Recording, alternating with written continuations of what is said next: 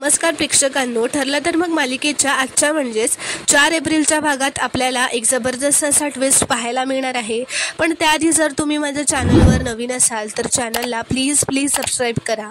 तर प्रेक्षकांनो, आता आपण पाहतो की महिपत व नागराज घरी आल्यानंतर दामिनी देशमुखने महिपतची केस घेतल्यामुळे महिपत आता आनंदाने नाचतच असतो. नागराजला म्हणतो, अरे बास कर आता, किती खुश होशील. तर महिपत म्हणतो, ओ नागराज शेठ, तुम्हाला मुलगी नाही तर तुम्हाला हे बापाचं काळीज ना काय असतं ते कळलं असतं की दामिनी देशमुख माझ्या लेकराला जेलातनं पण सोडवणार आणि खुनाच्या आरोपातनं पण. तर नागराज म्हणतो, मग काय पार्टी वगैरे असणार की नाही. तर महिपत म्हणतो, तुम्हाला हवी तेवढी महागातली दारू मागवा आणि प्या. तो म्हणतो, त्या दामिनीचा तोरा बघूनच मला कळलं की ही दामिनी देशमुख बाई अर्जुनला पुरून उरणार. नुसतं पुरूनच उरणार नाही तर त्याचा पार चेंदामेंदा करणार. तो म्हणतो, आता जेव्हा माझ्या पोरीचा मला फोन येईल तेव्हा मी तिला अभिमानाने सांगेन की पोरी, मी तुझ्यासाठी अशी वकिलीनबाई शोधली आहे तिच्यासमोर हा अर्जुन सुभेदार म्हणजे की जाडकी पत्ती.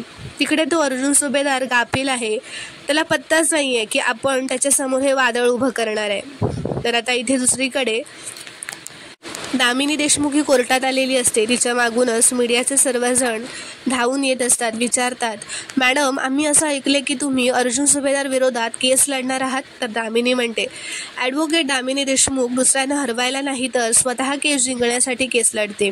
तर आता इथे सायली व अर्जुन त्यांच्या खोलीत आलेले असतात व अर्जुन दार लावून घेतो. तर त्याच्या मागूनच प्रियासुद्धा चोरून त्यांचं बोलणं ऐकण्यासाठी त्यांच्या दरवाजा मागे बाहेर येऊन उभी राहते व कान लावून उभी राहते. अर्जुन आता सायलीला काहीतरी सांगायला जात असतो. तेवढ्यात सायली अर्जुनला म्हणते, मगाशी खाली प्रियाचं लक्ष आपल्याकडेच होतं ना, मग ती आता आपल्या दाराला कान लावून उभी असणार. तर सायली व अर्जुन आता प्रियाची गंमतच करायला हळूच तिला कळू न देता दार उघडतात. तर प्रिया आता जोरातच त्यांच्या खोलीत येऊन पायाकडे पडते. तर सायली म्हणते, मनात पाप असलं ना की असंच लोटांगण घालावं लागतं. तर प्रिया म्हणते, कसलं पाप. तर सायली म्हणते, आमच्या दाराला कान लावून उभी होतीस, चोरून आमचं बोलणं ऐकत होतीस, यात काय पुण्य गमवत होतीस का. तर प्रिया म्हणते, मी कशाला चोरून तुमचं बोलणं ऐकू, मी तर आईबाबांच्या खोलीत जात होते. तर अर्जुन म्हणतो, पण आईबाबांची खोली तिथे आहे ना, आणि तिथे जाताना आमची खोली ऑन द वे पण लागत नाही. तर अर्जुन म्हणतो, अच्छा, आता माझ्या लक्षात आलं, तो स्पिन बॉल कसा असतो, टपका बसून कुठेही पडतो, तसंच झालं असेल. त्या दाराशी टपका खाऊन डायरेक्ट तिथे पडला. तर सायली म्हणते, जाऊ दे ओ, नवीन आहे ती या घरात, नेहमी येते ती या घरात, जेमतेम 50-60 वेळा तरी ती आली असेल, तरी ती आणि आईबाबांच्या खोलीतही गेली असेल, त्यामुळे तिला माहीत नाही आहे ना कुणाची खोली कुठे येते. तर अर्जुन प्रियाला म्हणतो, हा नीचपणा करायचा असेल ना प्रिया, तर ना काहीतरी नवीन कारण शोध. किती प्रेडिक्टेबल झाली आहेस तू, माहिती आहे का तुला. सायली म्हणते, आत्ता पण तू आमच्या दाराला कान लावून उभी असशील हे आम्हाला माहीतच होतं, पण आता आम्हाला तुझ्या वागण्याचं आश्चर्यच वाटत नाही प्रिया. तर प्रिया म्हणते, मी चुकून तुमच्या दाराच्या बाहेर उभी होते म्हणून इतकं बोलायची गरज नाही आहे, आणि बाय द वे हे घर जितकं तुमचं आहे तितकंच माझंही आहे, त्यामुळे मी कुठेही उभी राहू शकते. की आता यावरही तुम्ही कायद्याने बंदी वगैरे घातली आहे का. तर अर्जुन म्हणतो, असं म्हणालो का आम्ही, तू का उभी होतीस ना हे सांग मला आधी. तर प्रिया म्हणते, तुम्हाला उत्तर देत मी का इथे उभी आहे, जाते मी. सायली म्हणते, प्रिया, आईबाबांच्या खोलीत ना आता कोणीही नाही आहे, त्यामुळे तू तुझ्या खोलीत जा. विसरली नाही आहेस ना तुझी खोली कुठे येते, उगाच भटकशील कुठेतरी, चल मी दाखवते तुला. असं म्हणत आता सायली तिचा हात धरून तिला बाहेर काढत घेऊन जाते. प्रिया म्हणते, मी माझी जाईन, तू दाखवायची गरज नाही आहे. तर सायली म्हणते, खरंच जाशील का, की परत माझी पाठ फिरल्यावर आमच्या दाराला कान लावशील. तर प्रिया म्हणते, तू स्वतःला खूप हुशार समजतेस ना गं. तर सायली म्हणते, याला हुशारी नाही, सतर्क राहणं म्हणतात, आणि तू ज्या घरात आहेस ना त्या माणसांनी तर सतर्क राहणं खूपच महत्त्वाचं आहे. तू कधी कुणाच्या पाठीत चुरा खुपसशील काय माहिती. अर्थात मी तसं होऊ देणार नाही, निघ आता.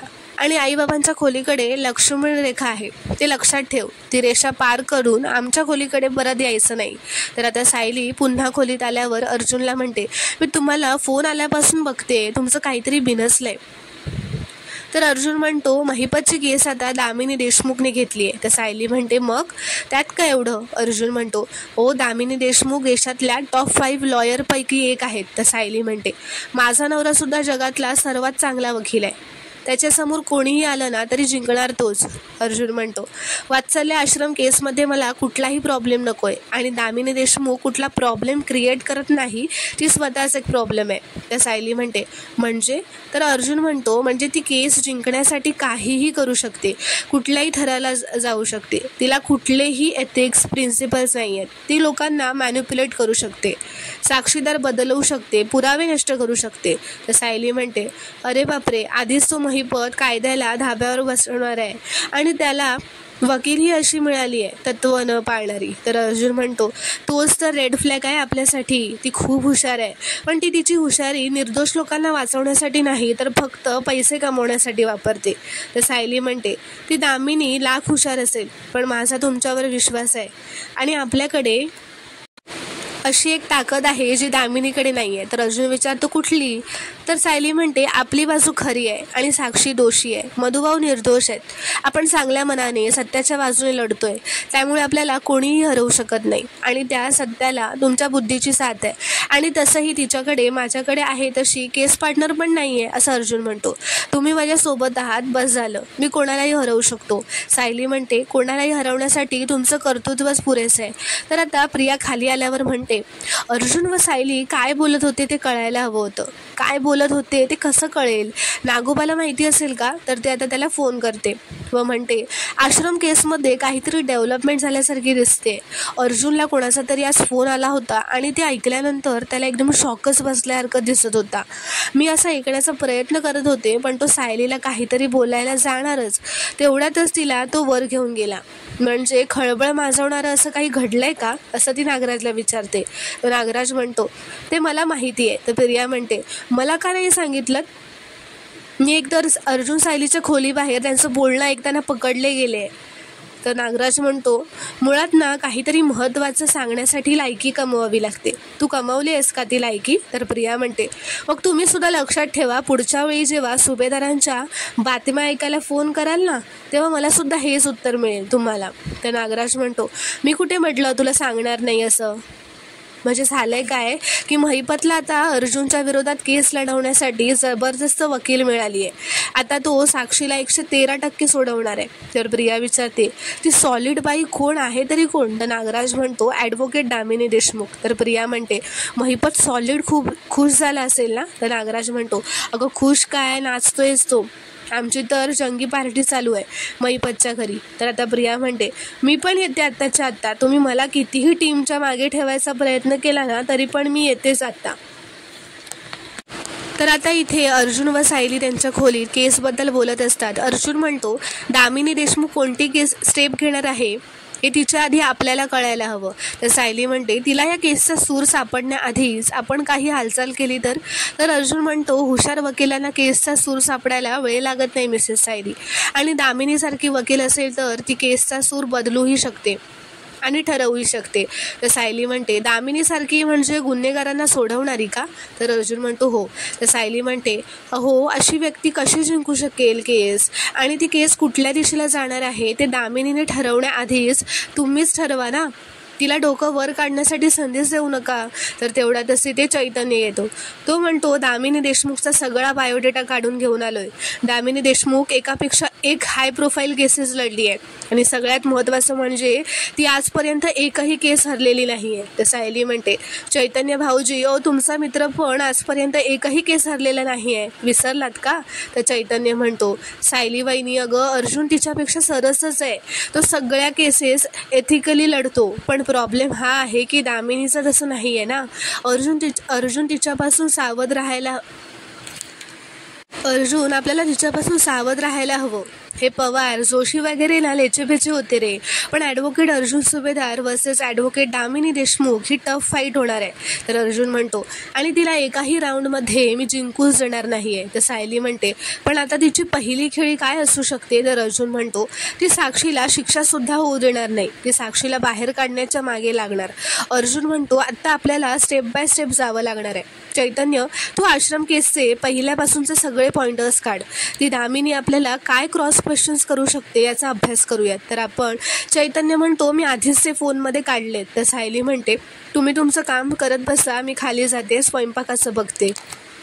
तर आता इथे पूर्णाजी व कल्पना एकत्र असतात. कल्पनाने घेतलेली साडी पूर्णाजीला दाखवत असते. ती म्हणते, हल्ली मधल्या काळात ना मला काही खरेदी करावंसं वाटतच नव्हतं, पण तन्वी या घरात लग्न करून आली तेव्हा असं वाटलं आता सगळं काही ठीक होईल. हे बोलणं सायली त्यांच्या खोलीबाहेर उभी राहून ऐकत असते. ती मनातच म्हणते, प्रिया कोणाचीच योग्य जोडीदार नाही होऊ शकत आई. आईंच्या या भोळेपणामुळे ना हे सगळं झाले, त्यापेक्षा जास्त नुकसान व्हायला नको. त्याआधीच प्रियाचा खरा चेहरा हा सगळ्यांसमोर आणायला हवा. तर आता सायली आत येते व कल्पनाला विचारते, आई आज कुठली भाजी करू, भोपळ्याची करू की मेथीची? तर कल्पना तिला चिडतच म्हणते, तर कुठली करायची ती कर ग, फक्त उगाच ना काहीतरी कारण काढून माझ्याशी बोलायला येऊ नकोस. तर सायली म्हणते, पूर्णाजी तुमच्यासाठी मेथीचे पराठे करू का? तर पूर्णाजी म्हणते, कल्पना हिला सांग मी आज काही खाणार नाहीये, माझी नाचून माझ्यासाठी सासूक तुपातला शिरा करणार आहे, तोच खाऊन माझं पोट भरेल बघ. तर सायली ठीक आहे म्हणून तिथून निघून जाते.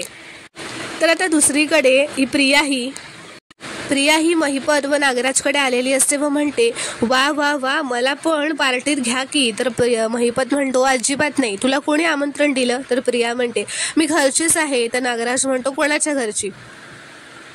तर महिपत म्हणतो, अगं तुला त्या मधुकर पाटलाच्या किल्लेदारांच्या घरची होता आलं नाही, तू आमचे काय होणार आहेस? तर प्रिया म्हणते, तुमच्या टीममधली तर आहे ना, आणि साक्षीला एवढी मोठी वकील मिळाली आहे, ते सेलिब्रेट नको का करायला? तर महिपत म्हणतो, बरं ठीक आहे नागराज शेठ, मी आज हिच्यावर उपकार करतो, ह्या पोरीला पण करू दे मजा, हिचा पण एक ग्लास भरा. तर प्रिया म्हणते, ते सगळं नकोय मला फक्त पुढचा प्लॅन सांगा. ती म्हणते, अर्जुनला टेन्शन आलं म्हणजे ती बाई काय सॉलिड असेल. तर महिपत म्हणतो, अर्जुनला टेन्शन आलं? अरे यायलाच पाहिजे, कारण तो पहिल्यांदाच केस हरणार आहे आणि त्याला हरवणारं कोण आहे? दामिनी देशमुख. तर प्रिया म्हणते, एकदाची ही केस संपली ना की सगळा स्ट्रेसच निघून जाईल माझा. तर अर्जुन म्हणतो, कोणाचा? तुझा? अगं तुला कसला आलाय स्ट्रेस? सुभेदारांची सून बनून राज्य तर करतेस त्यांच्याकडे. अरे ही केस संपली ना की आमच्या मागचं टेन्शन जाणार आहे तुझी कटकट आमच्या मागे नसेल, असं नागराज म्हणतो. तर प्रिया म्हणते, मी असा प्लॅन केला ना की ज्याचा तुम्ही कधीच विचारही केला नव्हता. त्या अर्जुनच्या नाकावर टिकचून मी सुभेदारांची सून झाले, त्या अश्विनला फसवलं. तर महिपत म्हणतो, त्या बाबतीत तुला मानलं पाहिजे हा. तर प्रिया म्हणते, हो ना, तर अशा कितीही दामिनी देशमुख आल्या ना तरी मला हलक्यात घ्यायचं नाही. जोपर्यंत मी तुम्हाला तन्वी सुभेदाराची गरज आहे ना तोपर्यंत तुम्हाला या प्रिया मधुकरची सवय करावीच लागणार आहे. ती म्हणते, ओ काका तुम्ही मस्त ग्लास बीस भरलेत, मला पण काहीतरी ज्यूस बीस पाजा. तर महिपत म्हणतो, पाजा हिला ज्यूस, हिला भरा हिचा पण एक ग्लास. नागराज. तर आता इथे दुसरीकडे सुभेदारांकडे रात्री विमल व सायली सगळी जेवणाची तयारी करत असतात व सर्वांसाठी जेवणाची ताटं लावलेली असतात. तर सायली विमलला विचारते की, काय हो विमलताई, ही प्रिया पूर्णाजीसाठी गोडाचा शिरा करणार होती ना, रवा तरी भाजून ठेवलाय का तिने? तर विमल म्हणते, ओ कसलं काय ताई, साधा बदामसुद्धा रव्यातून काढून ठेवलेलं नाहीये. तर सायली म्हणते, अरे देवा, पूर्णाजी तर आस लावून बसल्या असतील ना की त्यांना तिच्या हातचा रवा खायला मिळेल. आता जेवणाची वेळ पण झाली आहे, त्यांना ताटात शिरा नाही दिसला तर केवढा हिरमोड होईल. मी करू का पटकन शिरा बिना साखरेचा? तर विमल म्हणते, सायली ताई पण पूर्णाजीनं नाही चालणार, तुम्हाला माहिती आहे ना त्यांना तन्वीताईच्याच हातचा शिरा पाहिजे. तर सायली म्हणते, तेही खरंच आहे, पण ती आता एवढी गेली आहे कुठे एवढ्या रात्री? तर आता तेवढ्यातच चैतन्य व अर्जुन खाली येतात. चैतन्य म्हणतो, वहिनी मी निघतो आता. तर सायली म्हणते, निघालात कुठे? आलाच आहात तर जेवून जा ना. तर आता अर्जुन जबरदस्ती चैतन्याला जेवायला बसवतो. तर तेवढ्यातच पूर्णाजी व कल्पना येतात. अश्विनही येतो. पूर्णाजी विचारते, तन्वी कुठे आहे? तर अश्विन म्हणतो, ती जरा बाहेर गेली आहे. तर कल्पना म्हणते, अरे तन्वी पूर्णाईंसाठी शिरा करणार होती. ती विमलला विचारते, अगं विमल, तन्वी शिरा करून मग बाहेर गेली आहे का गं? तर विमल म्हणते, ओ नाही ताई, आज शिऱ्याचा बेत आहे हे मला माहीतही नव्हतं. तर कल्पना म्हणते, मग अचानक कुठे निघून गेली आहे तन्वी? अश्विन म्हणतो, अश्विनलाही विचारते, तुला काही सांगितलं का गं? तर चैतन्य म्हणतो, तर अश्विन म्हणतो, नाही, पण जर ती शिरा बनवणार सांगून गेली आहे तर वेळेतच येईल. तर अर्जुन म्हणतो, चैतन्य, बायकोवर विश्वास आणि आंधळा विश्वास यात खूप फरक असतो हा, असं तू हसतच म्हणतो अश्विनला टोमणं मारत. तर आता इथे प्रिया ही महिपत व नागराजसोबत नाचत गाणी गात सेलिब्रेट करत असते. तर आता इथे प्रिया म्हणते, ओ बास झालं महिपत साहेब आता डान्स, आता मला त्या सुभेदारांकडे पण जायचं आहे, सुनेचं नाटक चालू करायचं आहे ना पुन्हा. तर नागराज म्हणतो, अरे महिपत, ही सुभेदारांपेक्षाही बोरिंग निघाली रे. तर महिपत म्हणतो, अरे नागराज, हिच्यासाठी तर ते हे बनवायला पाहिजे होतं ना आपण, सगळं बोरिंग पदार्थ, अळूचं फदफद, मुळ्याची कोशिंबीर, नंतर काय तो शिरा. तर आता शिऱ्याचं नाव ऐकून प्रियाच्या लक्षात येतं. ती म्हणते, शिरा? अरे मी असं कसं विसरले? तर ती म्हणते, अहो मी त्या म्हातारीला सांगितलं होतं एकदम मोठं तोंड करून की तुला शिरा बनवेन, आणि इथे येऊन बसले. तर महिपत म्हणतो, एक दिवस त्या थेरडीला शिरा नाही मिळाला तर काय खपणार आहे का ती थेरडी? तर प्रिया म्हणते, ती थेरडी नाही खपणार, पण माझा गुणी सुनेचं नाटक तरी खपेलच ना. तर नागराज म्हणतो, अगं त्यात काय एवढं, मागव बाहेरून आणि घाल घशात तुझ्या आजी सासूच्या. तर प्रिया म्हणते, हो आता तेच करायला लागणार आहे, मी निघते पटकन. आणि हो, सगळे अपडेट्स देत राहा मला, नाही तर सुभेदारांकडे काय होतंय ना हे मी तुम्हाला अजिबात सांगणार नाही. तर आता महिपत म्हणतो, हो नागराज शेठ, ही चिचुंद्री जाता जाता आपल्याला धमकीच देऊन गेली हो. तर आता इथे दुसरीकडे सायली पूर्णाजीला विचारते, पूर्णाची तुम्हाला काय वाढू, भात की पोळी? तर पूर्णाची म्हणते, मी तन्वी येईपर्यंत जेवणारच नाही, असं कल्पनाला म्हणते. ती म्हणते, मला माहिती आहे ती असा बेजबाबदारपणा करणार नाही. कल्पना मला फोन लावून दे ना. तर आता कल्पना तन्वीला फोन लावत असते, पण तन्वीचा फोनच लागत नसतो. तर अश्विन म्हणतो, पूर्णाची अगं तू सुरुवात तरी कर जेवायला, शिरा काय आपण उद्याही खाऊ शकतो. तर पूर्णाची म्हणते, नाही, जे ठरलंय तेच होईल आणि तेच पाळलं गेलं पाहिजे. तन्वीने मला शब्द दिलाय, मला विश्वास आहे की ती येईल, पण माझ्या नाचुनेनं बनवलेला शिरा माझ्या ताटात नसेल तर मी जेवणारच नाही, आणि ती आली की सांगा मला, असं सांगून पूर्णाची आता तिच्या खोलीत एकटीच निघून जाते. तर मित्रांनो, पुढील भागात आपण पाहणार आहोत की सायली आता पूर्णाजीसाठी शिरा बनवत असते. कल्पना पूर्णाजींना त्यांच्या खोलीत येऊन सांगते की हे बघा, तन्वी तुमच्याकरता उद्या शिरा नक्की बनवेल पूर्णाई, पण प्लीज आत्ता तुम्ही जेवून घ्या ना, प्लीज चला. तर पूर्णाजी म्हणते, तन्वीने केलेला शिरा ताटात असल्याशिवाय मी अजिबात जेवणार नाही. आता सायली पूर्णाजीसाठी शिरा घेऊन येतच असते, तेवढ्यातच प्रिया तिला मध्येच अडवते, तिच्या मागून येते आणि विचारते, तू कुठे जातेस ग? तर सायली म्हणते, पूर्णाजींसाठी शिरा घेऊन चालली आहे. तर प्रिया म्हणते, तुला कोणी सांगितलं शिरा घेऊन जायला? तर सायली म्हणते, पण त्यांनी तुला सांगितलं होतं ना, पण तू बनवलास का? नाही ना, म्हणून मी घेऊन जाते. तर प्रिया म्हणते, पण पूर्णाजी तुझ्या हातचा शिरा खाणारच नाही, माझ्या हातचा शिरा खाणार, असं म्हणत ती सायलीच्या हातातली ती प्लेट काढून घेत म्हणते असं म्हणते की दे इथे, मी घेऊन जाते, असं म्हणून ती जबरदस्ती सायलीच्या हातची प्लेट काढून घेते. तर मित्रांनो, पुढील भागात काय घडणार हे पाहणं आता खूपच रोमांचक ठरणार आहे. व्हिडिओ पूर्ण बघितल्याबद्दल धन्यवाद. व्हिडिओ आवडल्यास कॉमेंटमध्ये नक्की कळवा व चॅनलला प्लीज सबस्क्राईब करा.